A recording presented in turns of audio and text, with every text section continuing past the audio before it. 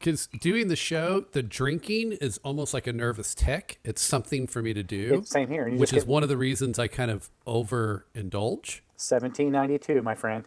That's why I Yeah. was there. I just kept drinking.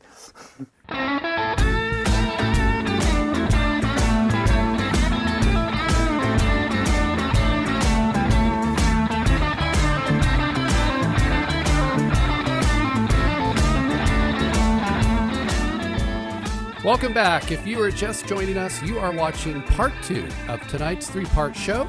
We just finished part 1, where we both did a tasting of Four Roses small batch Kentucky straight bourbon. Ken, how would you rank Four Roses? I'd rank it up there. I mean, I won't say it's my most favorite, but I really am surprised I passed this up over the years. It's got a lot of great flavor to offer. Yeah, I think it's a nice one to have in the collection. I quite enjoy it.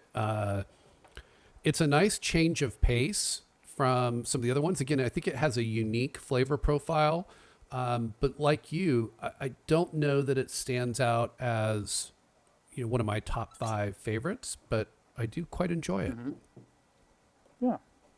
All right. Before we jump into tonight's episode of Sons, I want to remind everyone, please like and subscribe. Again, click that little bell at the top of your page so you don't miss any future episodes. And be sure to leave us your questions and comments in the comment section below. Or you can also email your questions to us at ask@bourbonbros, that's BROS.TV. And if your question doesn't suck, we may even answer it on a future show. All right, let's get into tonight's discussion of Sons of Anarchy, Season 1, Episode 9, titled Hell Followed. Ken? This was a hell of an episode. I mean, Hell Followed is a apt title for this episode. Yeah, I'd agree. I was entertained. I've seen this a couple times, but watching it this time, I saw a lot more that I didn't catch the first couple times I watched it. Yeah, great, well written, great episode. I can't believe it's been almost 12 years. Yeah, October 29, 2008 was the original air date. Episode was written by Brett Conrad. And interesting fun fact on Brett. Brett was an uncredited staff writer on episodes 2 through 8, and then was given the opportunity to write his own episode with Hell Followed. And he also provides uncredited writing on 4 future episodes, as well as the writing credits on 2 future episodes. Really? Well, good for him.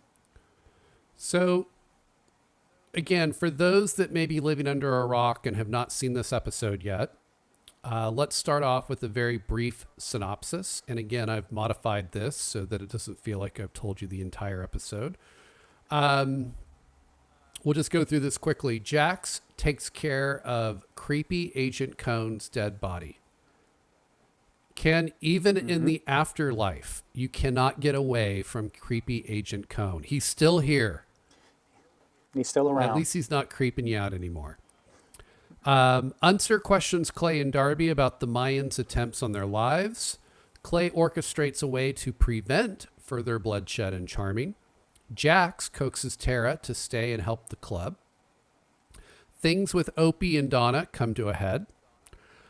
Cameron Hayes offers to clear Sam Crow's gun debt and provide a free month of guns for the assassination of a whistleblower. Opie volunteers to do the hit and prove himself to the club. Alvarez from the Mayans chooses a truce with Sam Crow over his own son. And Jax returns to Cohn's grave to burn the corpse and uses some, shall we say, unexpected kindling to stoke the fire. So I think I've outlaid the key points of the episode there without giving anything away. What were your overall impressions of the episode, Ken? Yeah, I mean, I don't know if anything jumps out at this point. I'm sure we'll get into some more discussion on the finer points, but it just, the intro was well done. The outro, we'll get to that. That was just really well done.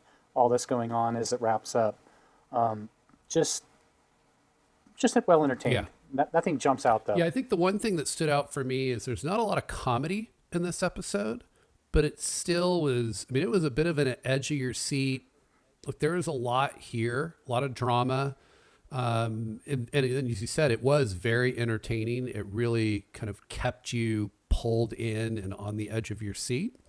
And it wasn't really until I reflected, like I didn't miss the lack of the comedy. The episode definitely stood up without it. Right. Do we have any new characters introduced in this episode? I don't believe we did. Yeah, I can't remember any either. So I think it's our usual cast here. So let's just hit kind of the main storylines we'll be talking about tonight. So again, I always like to think about it from the standpoint of what are kind of those episodic story of the week storylines, and then what are kind of those larger, longer arc storylines. So in terms of story of the week, the hit on the port commissioner, which we'll get into, is kind of a one episode story of the week plot line. Cameron's gunshot wound, though not technically story of the week, we could say story of 2 weeks. But it really is kind of a two-parter, but I think it largely gets wrapped up in this episode. And then there's the ongoing storylines, right? So we have the Sam Crow, Nords, and Mayans beef.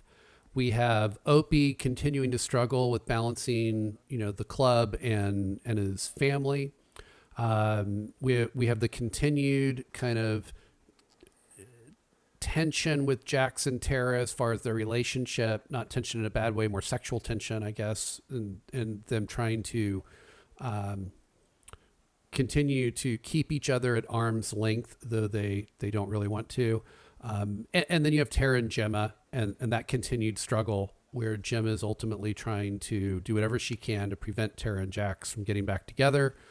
And then we have Jax and his father's journal, which continues to be an ongoing thread. Would you agree with those? Yeah, that pretty much summarizes it.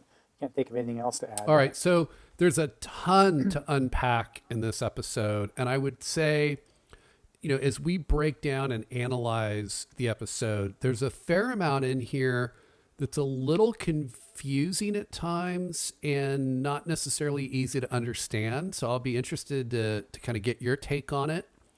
But let's get into some of our favorite moments of the episode. I'll let you kick things off. What would you like to start with as far as our discussion tonight?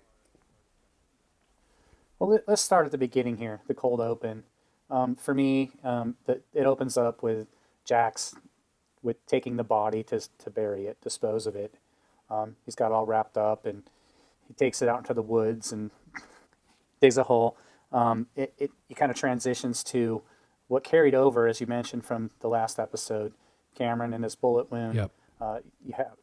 You have Juice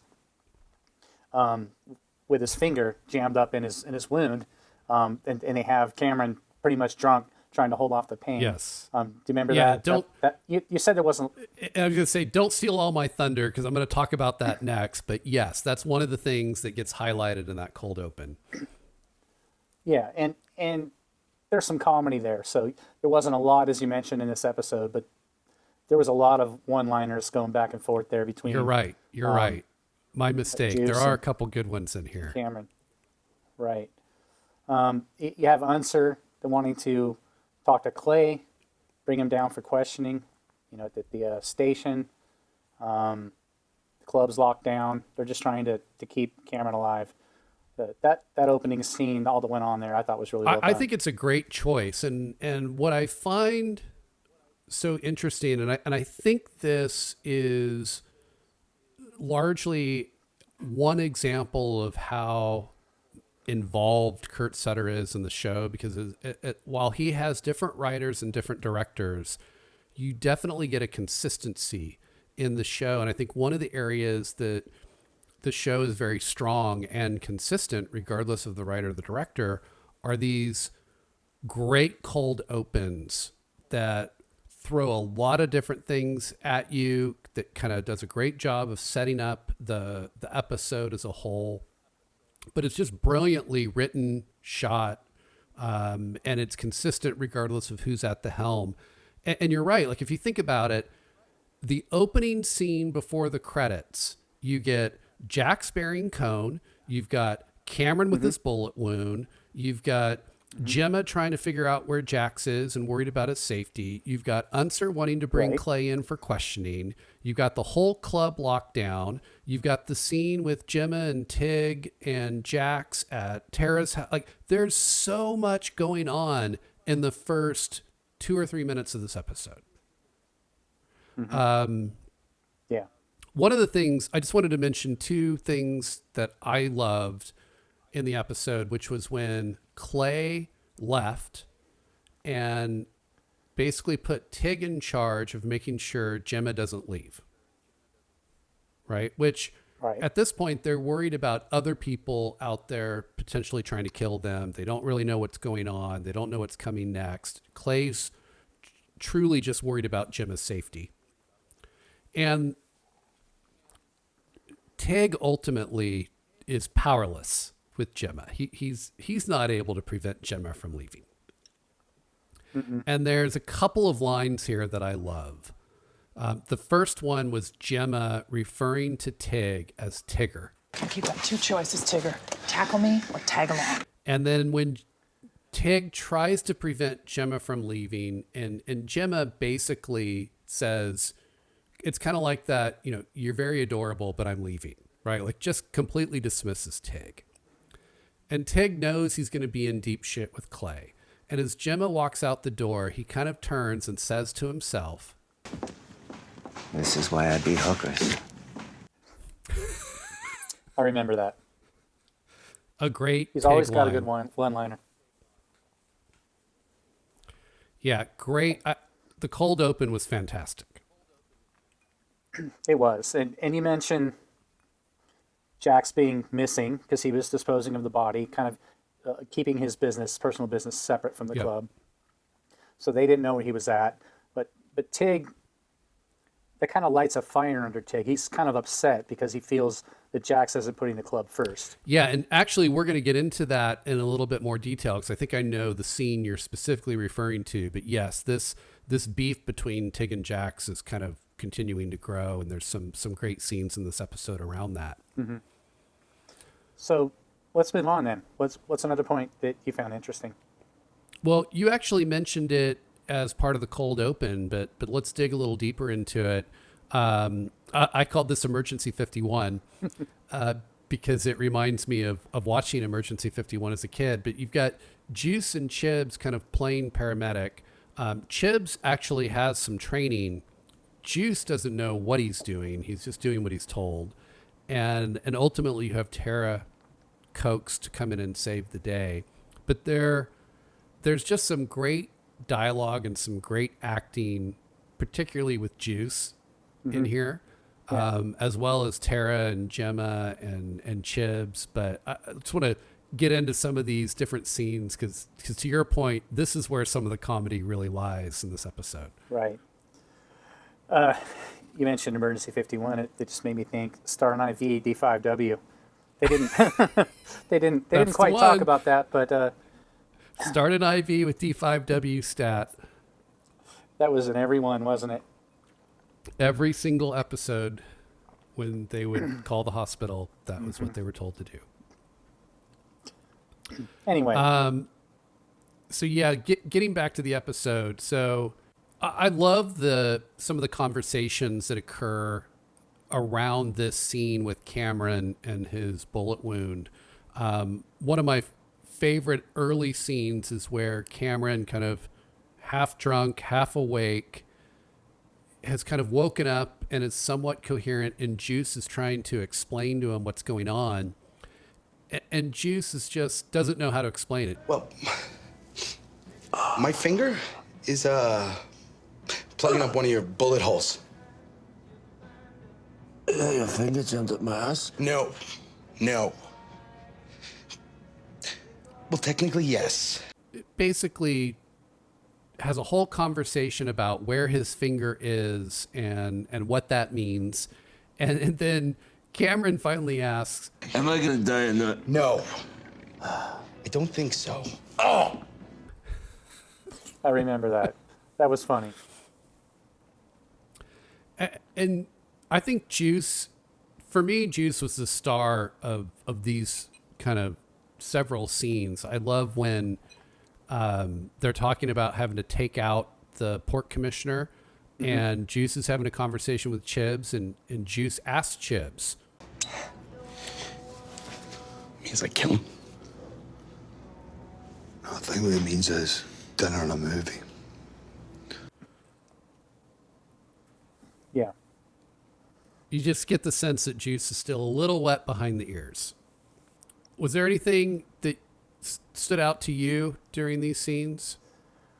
Well, when Tara arrives, she just kind of takes over the scene, and just secures it, stitches him up, gives him an antibiotic. Do you remember she gave Juice a compliment? Like, he did a very good job. He was very excited, giddy like a school kid.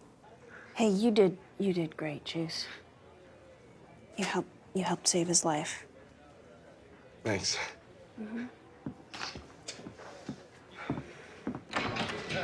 He was just beaming. It was Right. great. Just a great kind of honest reaction.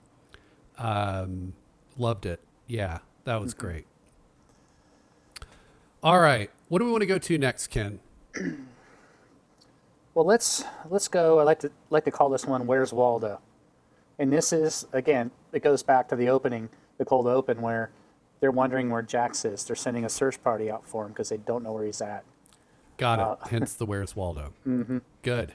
So, Okay. If you remember the scene at Tara's house when Gemma and Tig show up there and see him on the porch, they're thankful to see him, but they're kind of like at the same time, where have you been? Jesus Christ. Just scared the shit out of me. Where you been? Yes. It reminds me of those ones where, like, you're so relieved that they're okay, you hug them, and then you want to hit them. Right? For putting you through that. Yeah, And yeah. Never forget your first priority or something to that effect. Don't ever forget your first priority. I didn't. And Tig's really irritated, and he stands in the way of Jax leaving on his bike. And the nonverbal dialogue that they had there was just, you could feel the tension.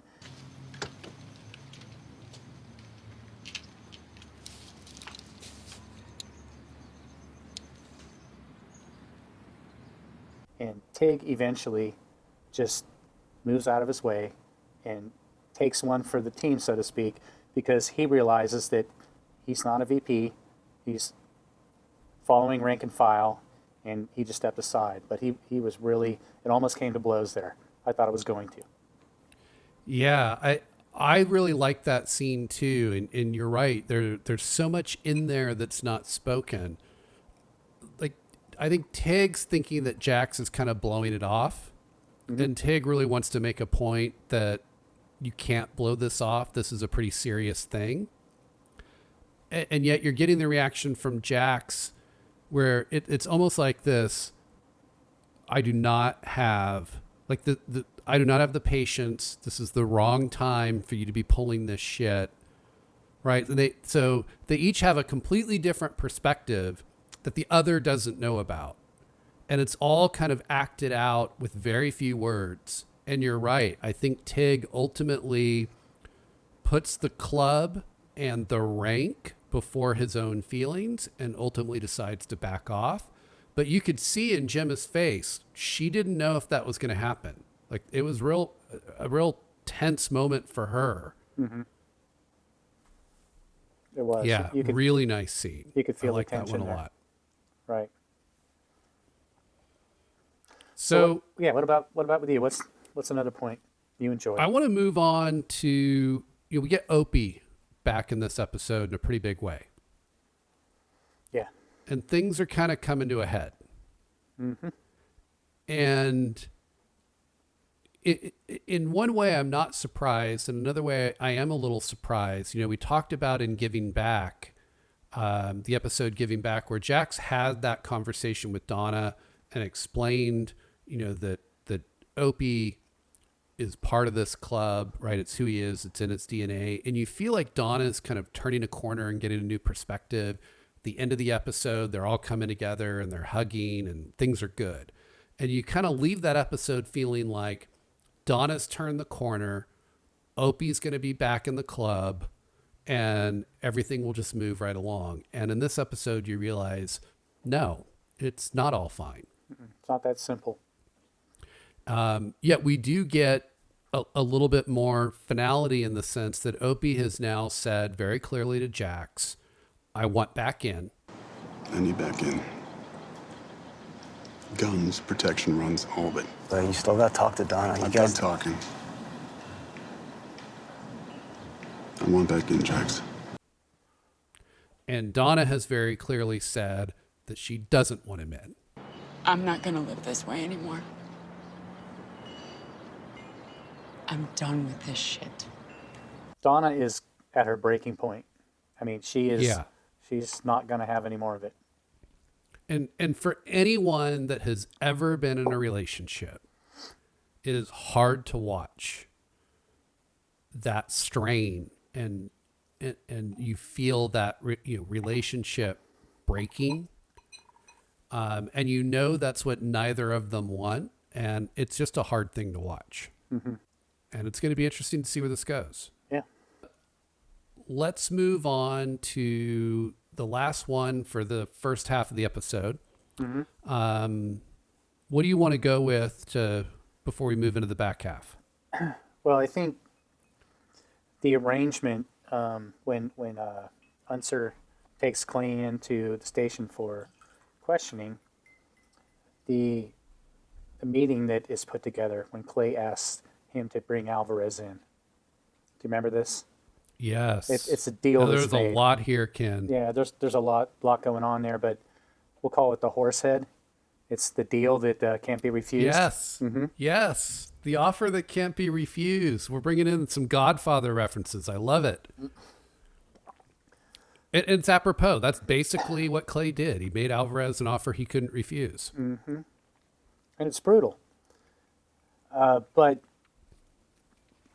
Clay gets Unser to arrange a discussion with Alvarez, and it was regarding the hit on Darby and Charming, right? Yep. That's coming back around on him and Darby. Clay kind of makes clear that, the hit on me is not going to go unanswered. Right. Mm-hmm. There's no getting out of that. There's no getting out of that.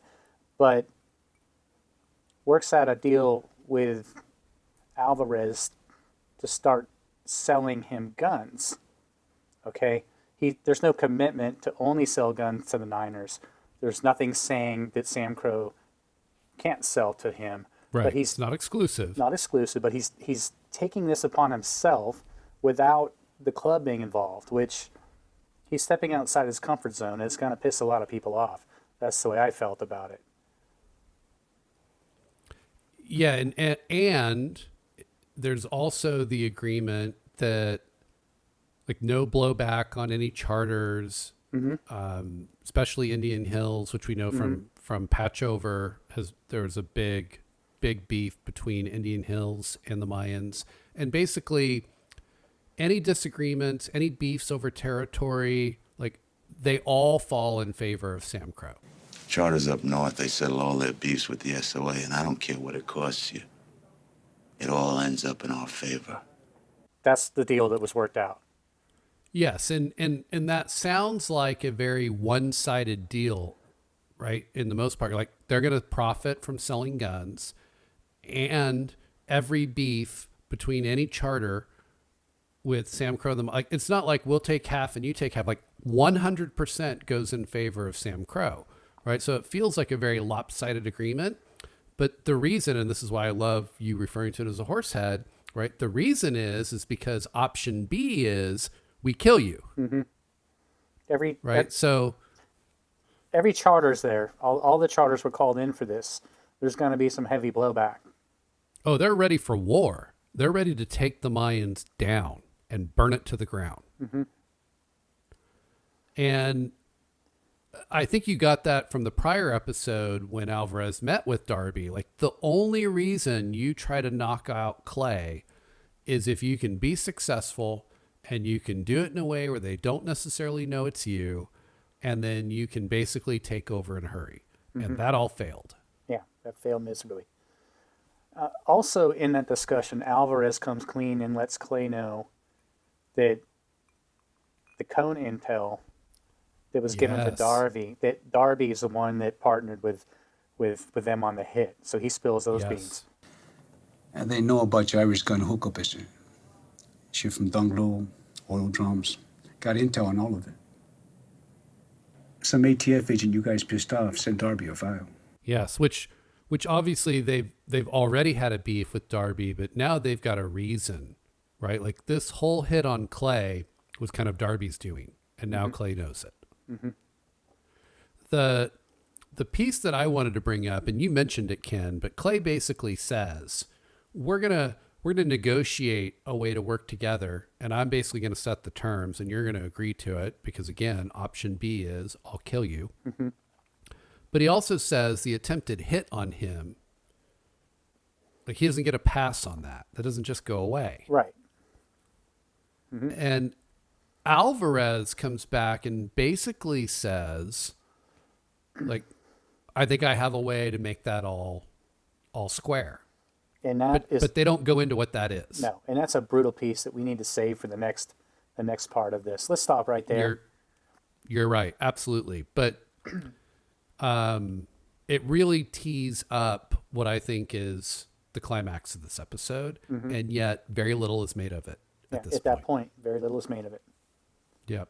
But it was a good scene, one that stood out. It absolutely was. It was. And that's going to do it for part 2. Again, please remember, like and subscribe. Check out our channel for more shows. And then be sure to join us for part 3, where we will continue enjoying some Four Roses small batch Kentucky straight bourbon. And Ken and I will wrap up our discussion of Sons of Anarchy Season 1, Episode 9, titled Hell Followed. Stay with us.